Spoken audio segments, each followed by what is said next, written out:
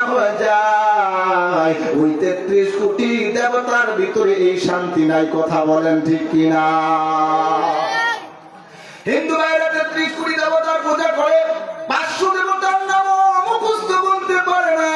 আমার কথা হলো, তাহলে এই যে ৫০০ দেবতার নাম মুখস্থ বলতে পারে না, তাহলে এতগুলো দেবতার মন খুশি করে কবে ইবাদত করে তারা শেষ করবে? হাসরের ময়দানে তাদের ধর্ম বিশ্বাস অনুযায়ী আমি বলতেছি, যদি ওই যে তারা সারা জীবনে যদি ১০০ দেবতার পূজা করে থাকে, আর বাকি ৩৩ কোটি দেবতা গুলো যদি তাদের সামনে দাঁড়ায় যায় যে আমরা কি অন্যায় করেছিলাম, আমাদের পূজা কেন করো নাই, কথা বলেন ঠিক কিনা? জবাব দিতে পারবেনি। আর আমরা কি সুন্দর জবাব দিব আল্লাহর কাছে, আল্লাহ এক আল্লাহর পূজা করেছিলাম, ওই রহমতপুরের মসজিদে জায়গা তুমি আল্লাহর সেজদা দিয়েছিলাম, তুমি আল্লাহর সেজদা দিয়েছিলাম রে আল্লাহ, তুমি আর অন্য কোন বাতিল প্রভুকে সেজদা দেই নাই। আল্লাহ আমাকে ডাইরেক্ট জান্নাত দিয়ে যাও, কথা বলেন ঠিক কিনা?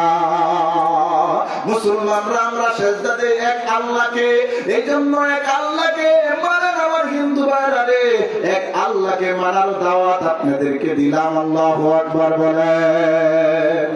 আর শুনলে আপনারা খুশি হবেন। আমাদের নবী মুহাম্মদ সাল্লাল্লাহু আলাইহি ওয়াসাল্লামের নামটা হিন্দু ভাইদের ধর্মীয় গ্রন্থের ভিতরে আসছে। আলহামদুলিল্লাহ।